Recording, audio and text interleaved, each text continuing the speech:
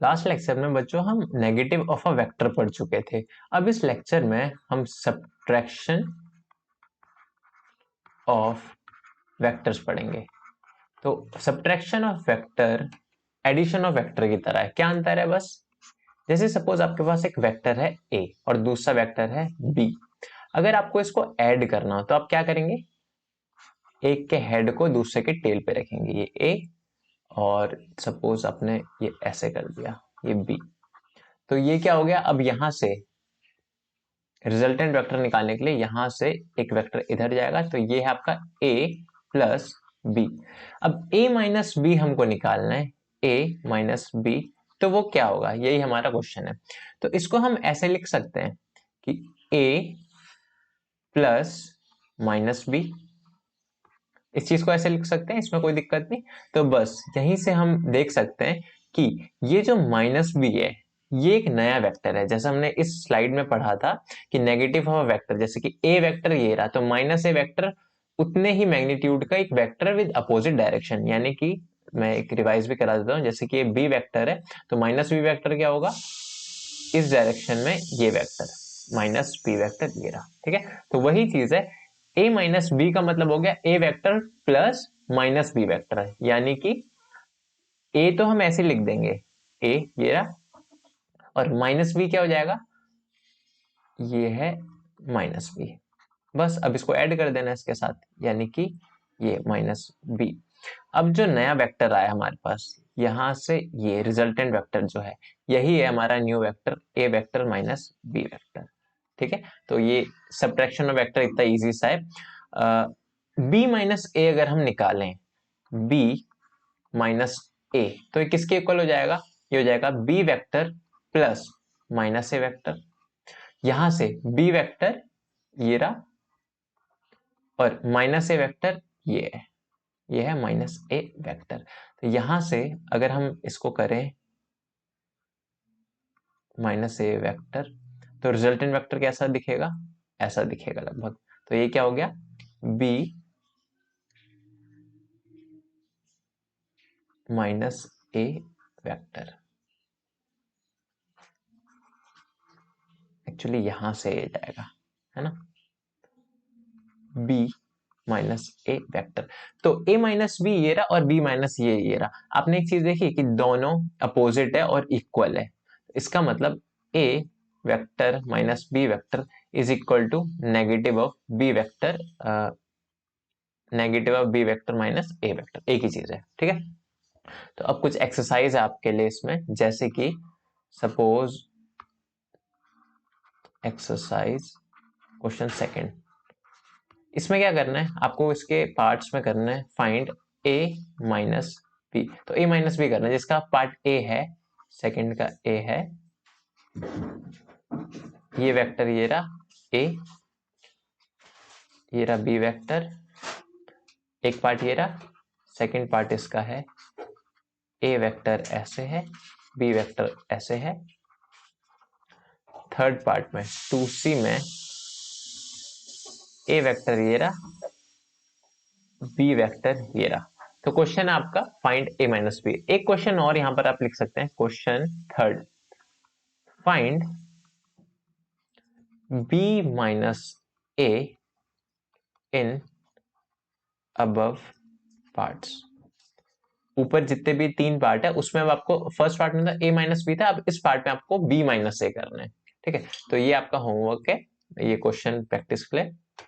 अच्छा, अब बच्चों हम बात करते हैं, अगर हमारे पास तीन वेक्टर्स हो, दो वेक्टर में तो हम इजीली ऐसे बता दिया हमने कि a ये रहा, b ये रहा, तो उसका रिजल्टेंट वेक्टर जो होगा वो ऐसे होगा, सी वेक्टर ये रहा।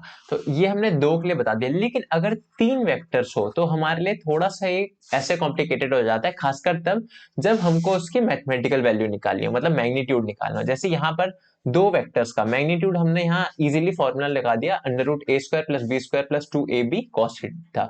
लेकिन अगर तीन वेक्टर्स हो हमारे पास तो हम वो फॉर्मूला नहीं लगा सकते। उसके लिए हम एक नई चीज सीखेंगे, जो शायद इस वेक्टर में सबसे इंपॉर्टेंट कंसेप्ट है, resolution of vector. Resolution of vector resolution of vector में इसका मतलब ये होता है कि वेक्टर को तोड़ के लिखना। अब तक आपने क्या किया था, सपोज आपके पास दो वेक्टर है ए और बी। अब तक आप ये कर रहे थे कि दोनों वेक्टर्स को जोड़ के एक नया वेक्टर बना रहे थे, लेकिन रिजोल्यूशन ऑफ वेक्टर का मतलब जस्ट एडिशन ऑफ वेक्टर का उल्टा है। मतलब एडिशन ऑफ वेक्टर का उल्टा सब्ट्रैक्शन ऑफ वेक्टर नहीं। इसका मतलब है कि एडिशन में आप क्या कर रहे थे, दो वेक्टर से एक वेक्टर बना रहे थे। रिजोल्यूशन ऑफ वेक्टर में यह है कि एक वेक्टर को आप तोड़ के दो वेक्टर में कन्वर्ट करेंगे। कैसे करेंगे और क्यों करेंगे हम उसको अभी देखते हैं। सपोज आपके पास एक वेक्टर है, यहां पर ये ए वेक्टर है। अब आपको क्या करना है, इसको रिजोल्व करना है। इसको रिजोल्व करने का मतलब ये है कि यहां लेट सपोज आपके पास एक कोऑर्डिनेट एक्सिस है ऐसे। अब क्या है, यहां आपका वेक्टर ए हो गया, आपका वेक्टर ए ऐसे है ए। तो इसको आपको करना है रिजोल्व, यानी कि एक्स और वाई एक्सिस में, ये एक्सिस है एक्स, ये एक्सिस है वाई, एक्स और वाई एक्सिस में आपको उसको तोड़ना है। तो आप कैसे करेंगे उसको, इधर इसके एकदम परपेंडिकुलर ऐसे ड्रॉ करेंगे और एक्स एक्सिस में, और इधर से वाई एक्सिस में। तो ये वाला जो हो गया, इतना इतना जो लेंथ आया, ये है वेक्टर ए का एक्स कंपोनेंट। और इतना जो लेंथ आया ये ये है वेक्टर ए का वाई कंपोनेंट। तो इसको हम लिख देंगे ए एक्स और इसको हम लिख देंगे ए वाई।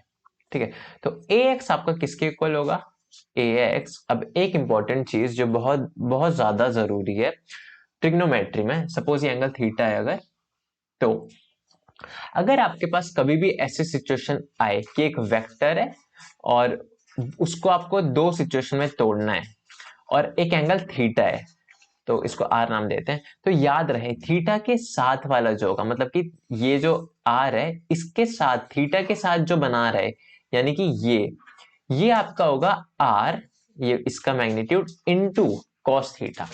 तो ये जो थीटा के साथ वाली साइड है वो है आर कॉस थीटा, और जो थीटा के अपोजिट वाली साइड है यानी कि ये वाली, वो है आर साइन थीटा हो जाएगी। ठीक है, ये आपको ध्यान रखना है, बहुत इंपॉर्टेंट है। ये आर कॉस थीटा, ये आर साइन थीटा।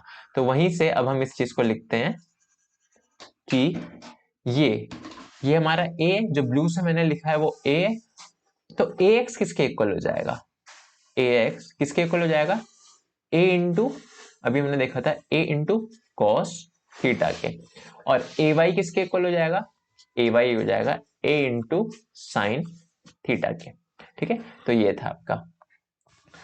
सिमिलरली मतलब मैं इसको अगर प्रैक्टिस के लिए आपको बताऊं कि एक और एग्जांपल से समझते हैं। लेट सपोज आपके पास एक वेक्टर है बी।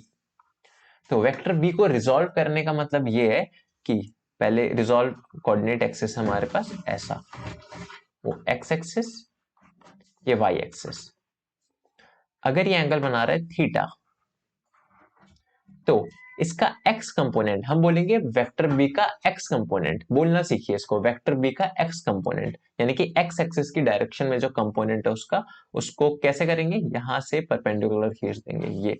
तो जो ये लेंथ आई ओरिजिन से, ये वाली लेंथ, ये है हमारा बी एक्स, यानी कि वेक्टर बी का एक्स कंपोनेंट। और यहां से इधर ड्रॉ करेंगे, ये वाली जो लेंथ आई वो है वेक्टर बी का y कंपोनेंट, यानी कि बी वाई। तो बी एक्स किसके इक्वल हो जाएगा, बी एक्स अभी हमने देखा था थीटा, थीटा के साथ वाला है, मतलब ये जो वेक्टर बी है वाइट में, इसके थीटा के साथ में ये जो साइड है ये हो जाएगी बी कॉस थीटा, और थीटा के उल्टी दिशा में यानी कि परपेंडिकुलर वाले में जो साइड हो जाएगी वो हो जाएगी बी साइन थीटा।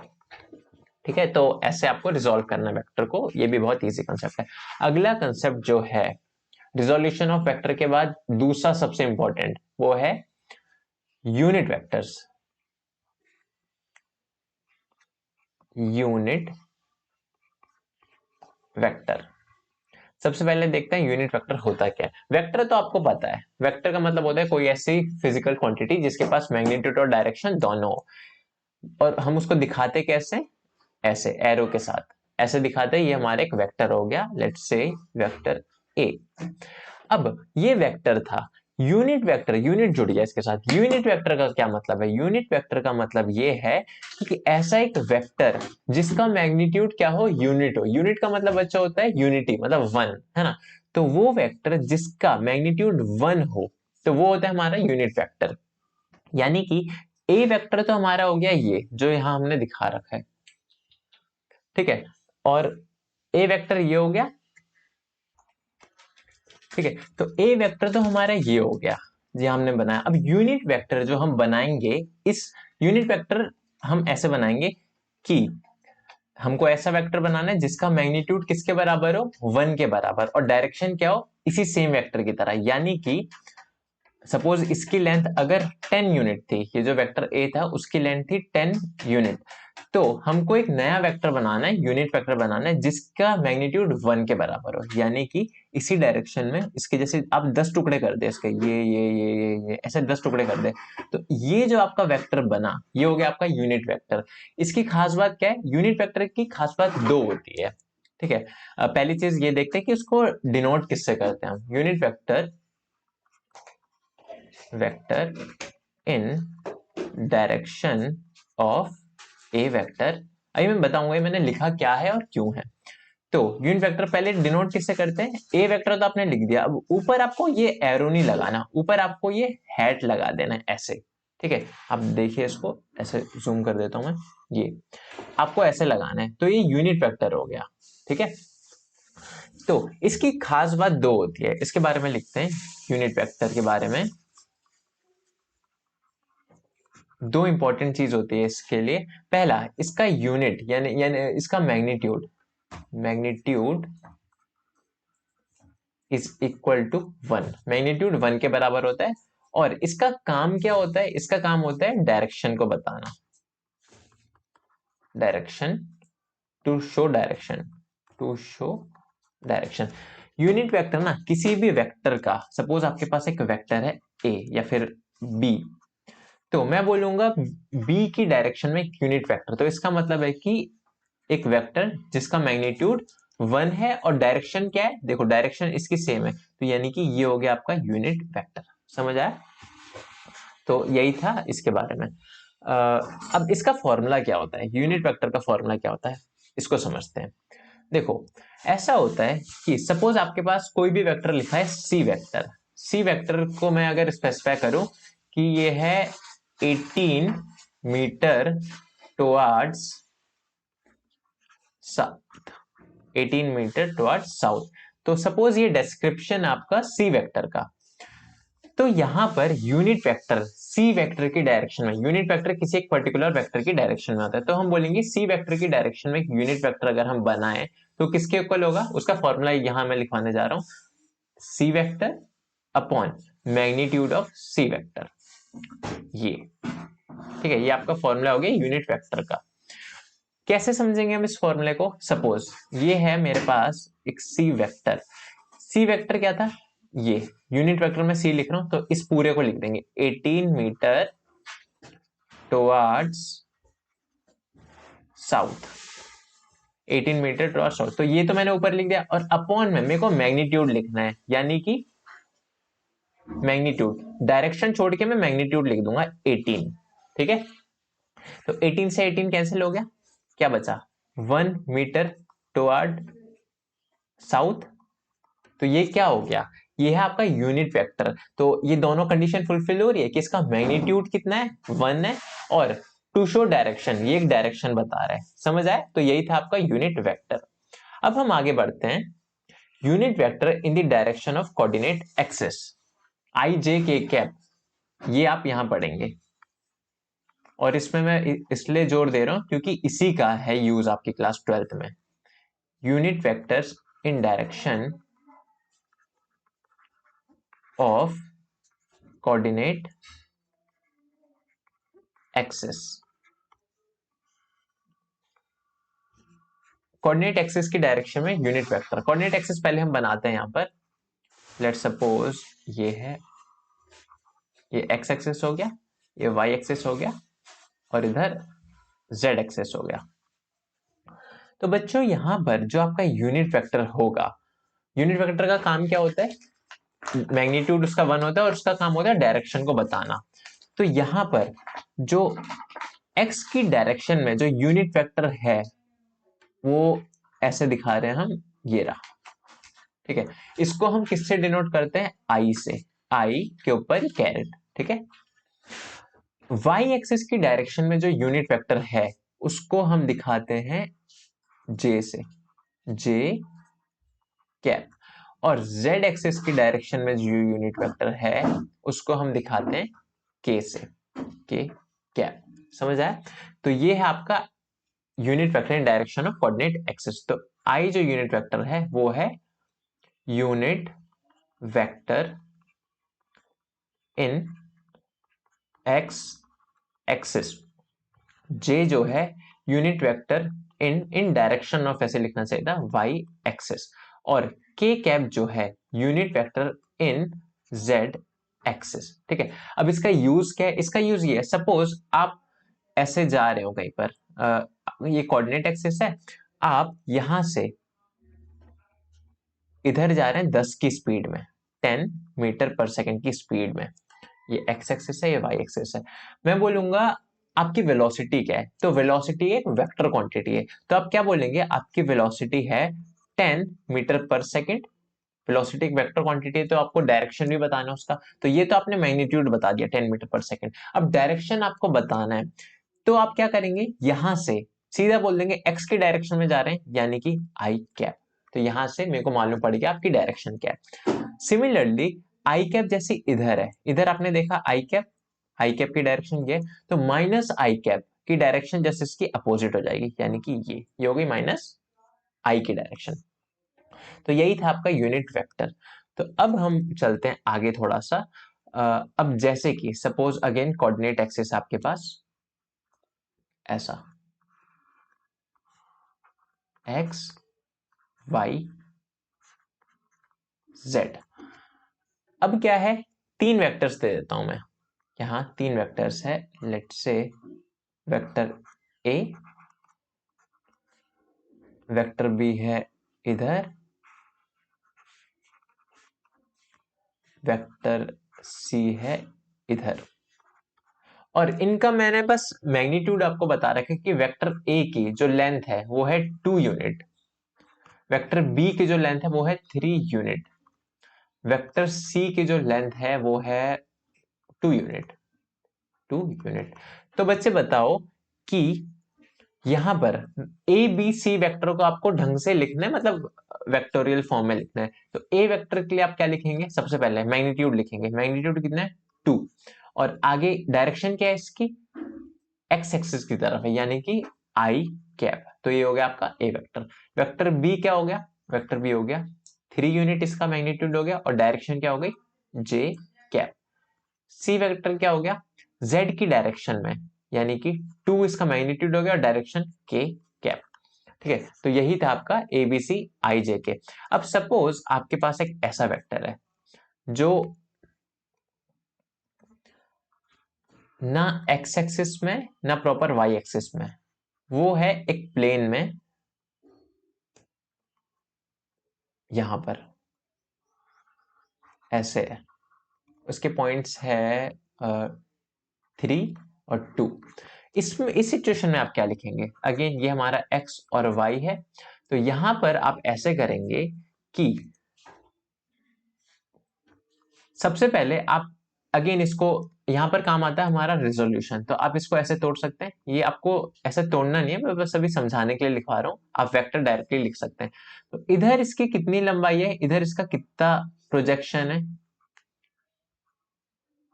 3 है ना, तभी तो यहां पर 3 आया। और इधर कितना है? 2। ये 3 है, ये 2 है। तो इसको आप ऐसे लिख सकते हैं, ये वेक्टर सपोज r है, तो r वेक्टर जो आपका हो जाएगा, r वेक्टर वो किसके इक्वल होगा? सबसे पहले x का लिखेंगे, x का मैग्नीट्यूड क्या है? इधर x की डायरेक्शन में जो है 3i कैप, प्लस और कुछ है क्या? हाँ, y की डायरेक्शन में है 2 मैग्नीट्यूड, तो 2j कैप। तो ये रहा आपका ऐसे वेक्टर को लिखना। ठीक है, एक और एग्जांपल लेते हैं, जैसे कि सपोज ये है x, ये है y, ये है z।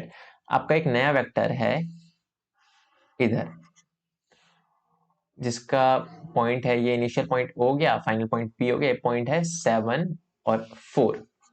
ठीक है, तो ओपी वेक्टर को कैसे लिखेंगे आप? ओपी वेक्टर किसके इक्वल हो जाएगा? इसका एक्स का कोऑर्डिनेट कितना है? 7, तो 7 आई कैप प्लस वाई का कोऑर्डिनेट कितना है? 4, तो 4 जे कैप। तो ये आपने लिख दिया एक वेक्टर। आई होप ये समझ आ गया होगा आपको। ठीक है, और एग्जांपल लेते हैं, जैसे कि अब सपोज आपके पास z एक्सिस में भी है वो x y और ये z। सपोज अब एक वो जो वेक्टर है वो एक्स वाई प्लेन में नहीं है, वो बाहर की तरफ भी निकला हुआ है। ठीक है, जैसे मैं बनाने की कोशिश करता हूं उसको, ये है थोड़ा ऐसे निकला हुआ कि इसका एक कंपोनेंट एक्स की डायरेक्शन में है, जैसे कि इधर ये एक्स की डायरेक्शन में भी है, वाई की डायरेक्शन में भी है इसका एक कंपोनेंट, और एक कंपोनेंट इसका अगर मैं ड्रॉ करूं तो z की डायरेक्शन में भी है। ठीक है, तो सपोज इसका पॉइंट था 7 2 2, तो यहां पर, या फिर मैं 3 बोल देता हूं, 3 2, तो यहां पर ओ एम, ये पॉइंट एम है, तो ओ एम वेक्टर कैसे लिखेंगे? यहाँ पर O M vector is equal to, सबसे पहले एक्स का लिखेंगे, X 7 I cap plus Y का लिखेंगे 3 जे कैप प्लस 2 के कैप। ठीक है,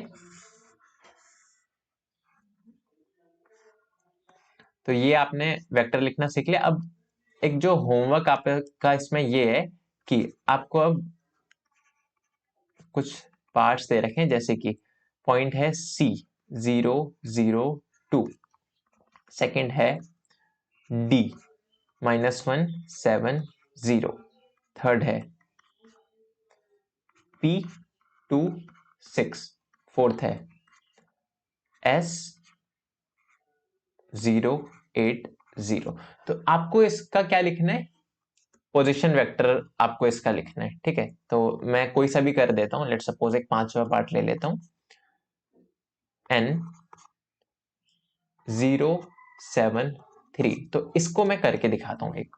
ठीक है, कुछ नहीं करना है, ओ एन वेक्टर जो आपका हो जाएगा वो किसके इक्वल हो जाएगा? एक्स का कौन सा कोऑर्डिनेट है? 0, तो एक्स के लिए लिखेंगे 0 आई। ये लिखने की भी जरूरत नहीं, मैं पहला एग्जांपल है इसलिए समझा रहा हूँ, ये 0 आई है तो इसको लिखने की भी जरूरत नहीं। आई के लिए तो हो गया, अब जे के लिए लिखेंगे तो 7 जे कैप प्लस 3 के कैप। तो ये हो गया आपका ये। ठीक है, आपको चारों पार्ट करने हैं इसमें।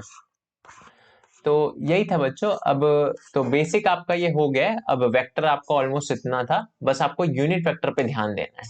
ठीक है, ये जो यूनिट वेक्टर हमने पढ़ा ये इंपॉर्टेंट है, इस पे ध्यान देना है। तो आज के लेक्चर के लिए इतना करते हैं। Thank you.